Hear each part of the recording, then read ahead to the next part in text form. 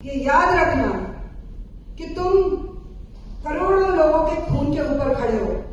50 लाख से अधिक जो 47 में काटे गए, जो 46 में काटे गए, जो 20 में काटे गए, पीछे जाइए जो 1907 में काटे गए, जो 1905 में काटे गए और जो 1400 वर्षों से काटे जा रहे हैं, उन सब के वो आपको ये हिंदू आइडेंटिटी दे गए हैं। आप हिंदू हो, इतनी बात कर पाते हो, इतना सोच पाते हो, अपने धर्म का पालन कर पाते हो, क्योंकि वह सबने प्राण दिए और आपकी आज भी बहुत बड़ी स्ट्रेंथ है। तलवार उठाना हर किसी का काम ना तब था ना आज है, लेकिन जब एक ताकत होकर के खड़े हो जाओगे तो किसी की क्या मजाल है जो आंख उठा करके देखेगा। आज भी तो कहने को माइनॉरिटी ही है ना, आज भी तो कहने को आप मेजॉरिटी ही हो ना। तो 1905 में भारत का बंगाल का विभाजन हुआ, इसी तरह से मारकाट हुई हिंदुओं की।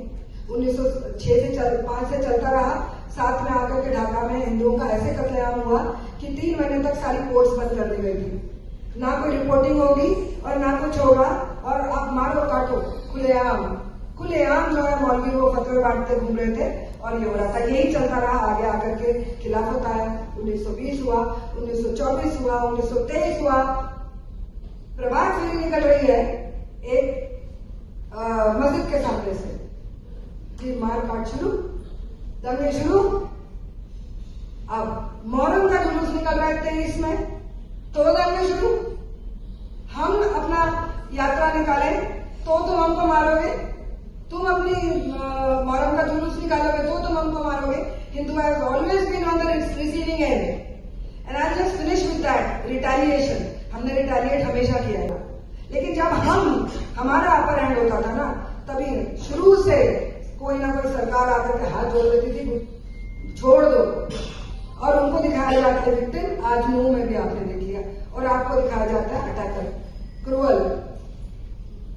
सो कमिंग बैक टू 1947, ये अचानक 15 अगस्त को नहीं हुआ।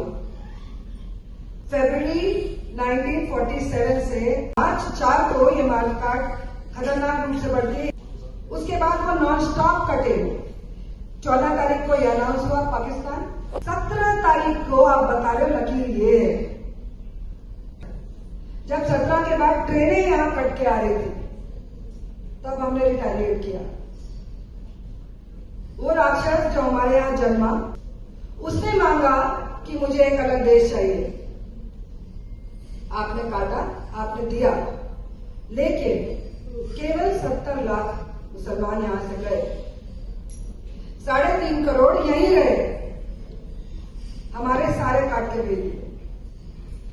1400 करोड़ की प्रॉपर्टी हिंदू सिख वहां छोड़ के आए।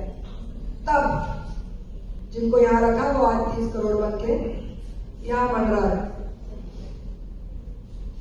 ये तो इतनी लंबी गाथा है कि मैं 48 घंटे बोलती रह सकती हूँ।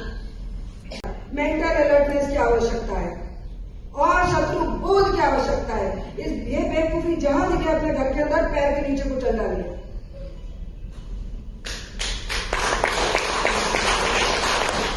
सीरिया भी पहले हमारा हुआ करता था, असीरिया कहते थे, असुर, जहां से श्री कृष्ण वहां से 16,000 रानियां लाते। जिनको 16,000 रानियां आप कहते हैं ना, वो 16,000 आर्य महिलाएं थी जिनको छुड़ा करके लाए थे असुरों के यहाँ पे। और उसके बाद तो जब वो क्रिश्चियन हुआ आगे समय में, वो क्रिश्चियन सीरिया, आज किसी को पूछिए सीरिया क्रिश्चियन था कभी? People will say no no it is Islamic. वो 6 महीने के अंदर गिर गया था। पारसी क्या थे? ज़ोरास्ट्रियन, अग्नि की पूजा करने वाले। क्या हुआ? 17 वर्षों में गिर गए। और हम 550 वर्ष तो हमने अपनी सीमा के अंदर दाखिल नहीं होने दिया। इस गौरवशाली रेस को, हिंदू रेस को हम बिलोंग करते हैं। 1857 में अभी आपसे ये कहा गया कि मुसलमान हमारे साथ खड़े थे अंग्रेजों से लड़ने के लिए। वो नहीं खड़े थे, वो टर्की को अपना खलीफा बनाना चाहते थे। वहां से उसने फतवा भेजा था जो 1857 में पूरे भारत की मस्जिदों में पढ़ा गया। उस फतवे में लिखा था कि हमें अंग्रेजों के विरुद्ध नहीं उठाना है हथियार।